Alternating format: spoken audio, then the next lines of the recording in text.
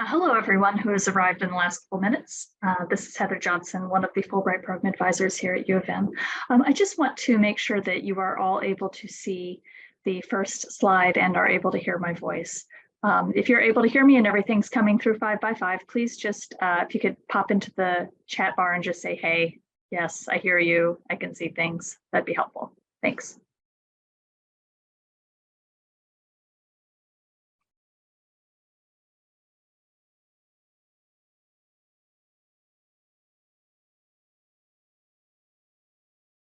We'll get started in probably like 1:05, just to let anybody who's going to show up get here. And this should be a pretty quick presentation. Some of this information, some of it was covered in another information session, but this is a pretty narrow topic today, so we should have you on your way by around 1:30, I think.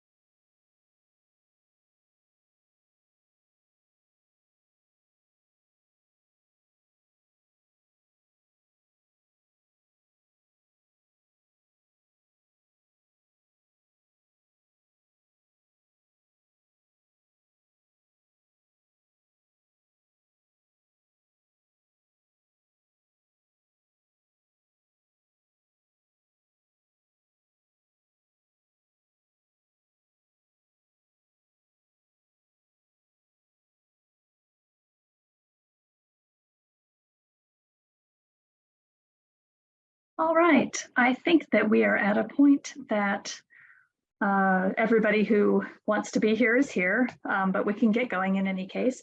Thank you, everybody, for joining me today. My name is Heather Johnson. I am one of the Fulbright Program Advisors here at the University of Michigan International Institute. And today I'm going to cover just some of the basic points of what you need to be considering as you choose which program or what your project is going to kind of look like from the outset here for your Fulbright program. So getting started. Okay, so first things first, I'm not sure if you've done this yet, but if you have not, please join the mailing list.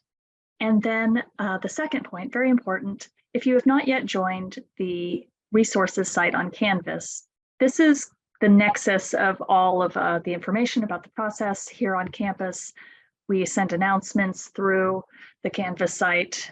This is where you will upload essays for us to review, and it's kind of really where we do everything. So please join the Canvas site as soon as possible. Please note that you need to log out of any personal Gmail and use your U of M credentials for that Canvas site.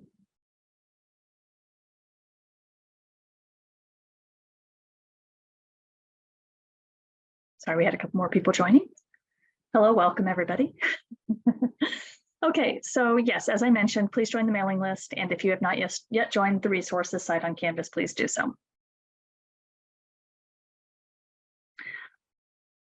I should also mention that we are recording the information session today. So along with the slides, you'll get all of my chit chat, all of my talk about what I'm doing. So if you need to go back and revisit anything, it'll be available on the Canvas site at a later time. Okay, so you're at this point where you're considering starting a Fulbright. These are the main things that you have to think about as you come out of the starting gate. So, of course, you have to choose what type of grant that you're planning to apply for. For Fulbright, just a few categories. You do have to choose one type. So, kind of falling under the academic end of things are research and study and arts. So what that means is these are the ones that are self-designed, where you kind of figure out everything that you want to do, whether it's research, whether it's undertaking study at a foreign university or arts training. And then the ETA is a little bit different for the English teaching assistantships, those sort of placements.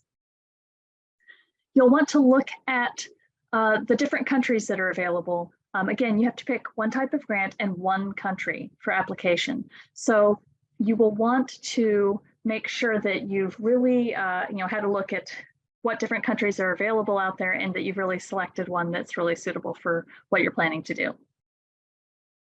You need to consider what your language abilities are vis-a-vis both what you want to accomplish with your project, but also what the individual country has stated as a requirement. You'll be looking at the award statistics. These are available on the Fulbright website, and we'll get into all of this in more granular detail here in just a bit, but these statistics do factor in as you consider where you would like to go. And then there are other considerations, depending on the country a lot of times. For instance, some countries will consider people with dual citizenship in that country, because of course you have to be a US citizen, but if you have dual citizenship in a given country, there might be some prohibitions on being able to apply to that country.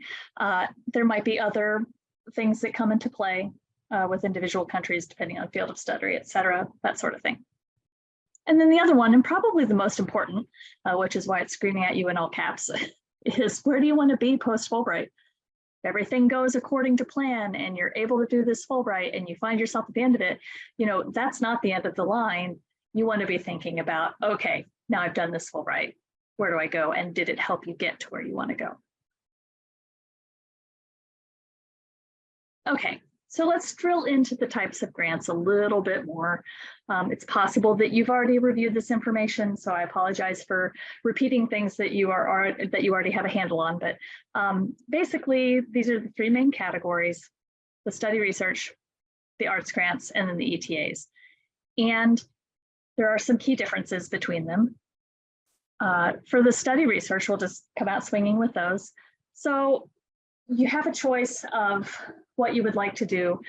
You will decide for yourself what you want to do, design your own program, pick where you want to go, and connect with people in country, that sort of thing. For independent research, it's just exactly what it sounds like. You will go and kind of tailor what you want to do, find everything, and put it together into a proposal to conduct research using Fulbright monies. For the study, this could be anything from taking coursework to actually enrolling in a program, actually matriculating into a degree program at a overseas university. Or you can do some combination of these things. A lot of people will undertake independent research and then also take some coursework, possibly for credit or even auditing. It depends on the situation and indeed what the individual country might require. But basically, this is what it will be, and it's something that you have to come up with on your own and really make it your own. So there's a little more involved with that. It's much the same for creative and performing arts applications, in that you are designing it yourself, you're connecting with people in country, and really making it what you want it to be. The difference with arts applications, or for people, artists, I should say, is that it is specifically for training in that art form. It is for people who are already in artistic disciplines. So it's not something where you, perhaps have an interest in a particular art, but you didn't really study it. They're looking for people that have been studying in a particular art and looking to pursue additional training, whether at another institution abroad or with a professional, that sort of thing. These sort of programs can also be sometimes combined with some level of research, but the main thrust of it needs to be that artistic training being the operative word. The last category, English teaching assistantships, or the ETA. The ETA is structured differently than the academic and arts grants. They are actually placements, so you will select your country and you'll select that you're doing ETA, but then from there, the actual placement is done by the country commission. So I think I've already talked about how you need to have a level of flexibility and adaptability for ETAs, but you need to consider with the ETA how it's going to connect with what you want to do post Fulbright, why it makes sense to do it now and where you are in your academic journey. This does not mean that you have to be an education major to do an ETA.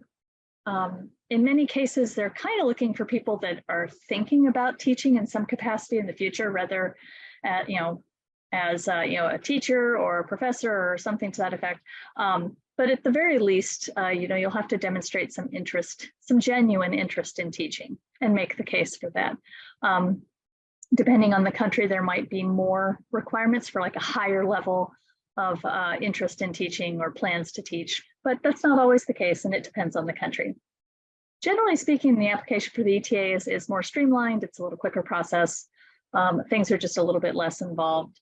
But even though it is a simpler, kind of more streamlined application, that doesn't mean that it's for everybody, and it doesn't mean that it's like, quote, easier. That's not really the point of it. Is you still have to consider your own suitability and what you want to accomplish by doing an ETA.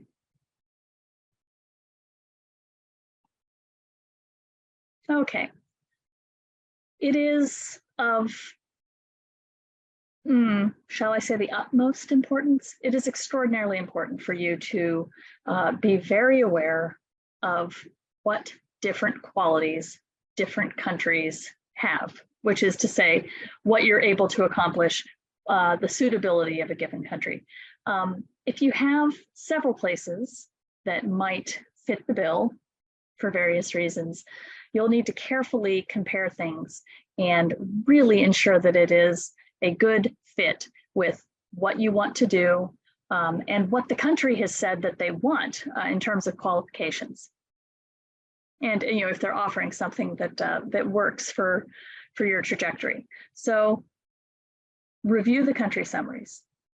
I cannot emphasize this enough. You want to be intimately familiar with, if you have several candidate countries, be intimately familiar with what each one brings to the table and with how well it fits, both from your perspective and from the country's perspective. You need to consider why you're choosing one country over another country. Sometimes it's like splitting hairs. It's very, the opportunities in two different countries are very similar or kind of fulfill very similar aims for you, but it's important to really work to discern what is unique about a specific country and why it fits so beautifully with what you want to do. Another consideration, something that your reviewers are going to ask themselves when they review your applications is, okay, this thing this person is proposing to go do, is this something that they could just do in the US? Why do they need to go abroad in the first place to do it? What's the rationale for not conducting this work here in the United States, or why did they choose this country? So really give a thought to the rationale for choosing your country.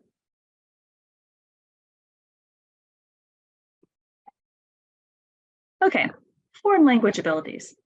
These do come into the picture for Fulbright. As you read through country summaries, I'm sure you've already noticed, and I know we've really hit this home already, but they do mention what they're expecting in terms of your language ability. Language is important to Fulbright. The overarching kind of soft diplomatic goals of the program, they're very clear about the fact that if you don't have language skills, certainly not the language skills necessary, to do your project, it's not going to make a great impression abroad. But even further, if you can't speak the language, you can't connect with the people in country. So language is important to Fulbright. That said, there are differences in the level of language that they're expecting. There are some cases where maybe you don't have a particular language that, or depth in a language that, you're going to need to brush up or perhaps acquire some language before you go. There are some instances that this is permissible. And so again, review the country summaries for the requirements for a given country. In particular, though, what you really need to be thinking about is what level of language do you need in order for your proposal to be feasible. If you're going to go do heavily, interview-based research with a population that there's, generally no English spoken, it's not really realistic to expect to kind of go charging in there with a novice level of the language.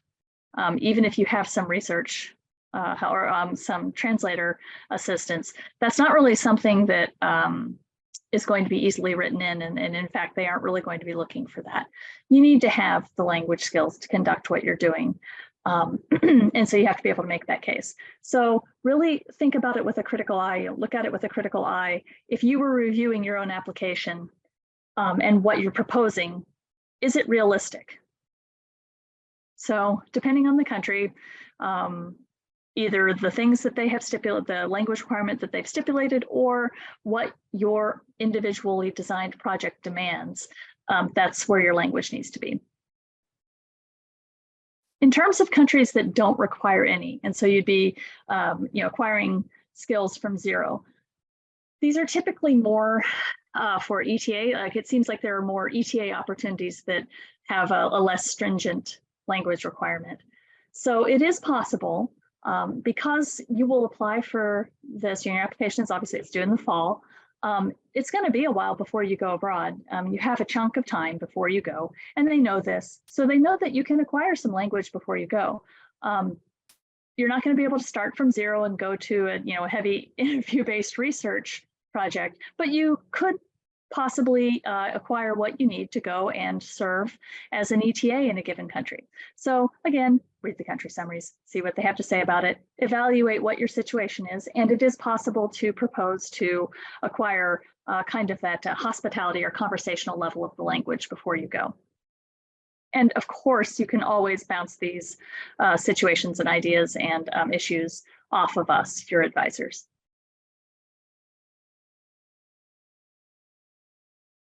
Okay, the statistics. They are available on the Fulbright National website.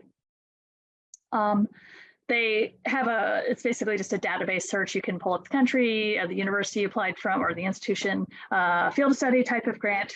Basically, you can search by those different parameters and kind of get a sense of when was the last time they allowed somebody to do a Fulbright for music, or when was the last political scientist they allowed, or that sort of thing. But it's really important, certainly look at the statistics. You can have a look at how many, they received, applications versus number of awards given, that sort of thing. But these are a snapshot. They really are just a moment in time, and they aren't going to give you any information necessarily about trends, especially, coming off of COVID. It's been a really weird few years. So I would say, have a look at them. You can get a sense of roughly, what it's looked like in the past few years, and they'll inform your decision, but it shouldn't be the thing that makes you decide, oh, I'm going to apply to this country or not. I can say that, there are certainly some countries that are highly competitive, the UK being the most competitive. They receive so many applications, and it's, very difficult to get. But because of the way it's set up, there are different partnership awards. There might be some that aren't applied to as much. And so you might be able to find one that has relatively fewer applications within the UK.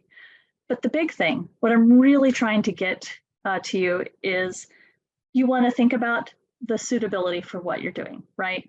Is it feasible with what you're planning to do? Is it a good fit? That is far more important than these are the numbers.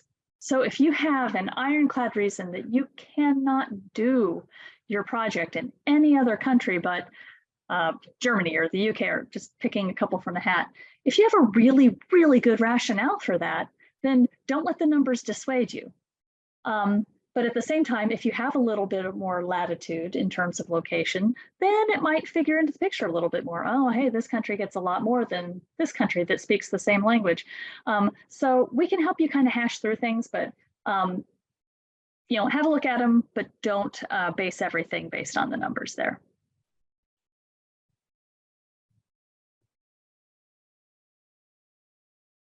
Oh, okay. So other things to consider. Your academic level. There are other Fulbrights that are available for people working on PhD, postdocs, things like that. So you might be a better candidate for like the DDRA or another type of Fulbright. So we can talk about this in individual advising, but it's another thing to consider that maybe the US student program isn't the best fit for where you are academically, or in terms of your level, I should say. And then, as I mentioned, there are kind of these outlier, oddball, country-specific eligibility issues, such as dual citizenship. Some countries will have restrictions based on, you can't bring dependents, or you have to be under the age of 30, or in some cases, yeah, you can't study this if you're going to X country. So again, comes down to reading those country summaries. They really are the horse's mouth, so to speak.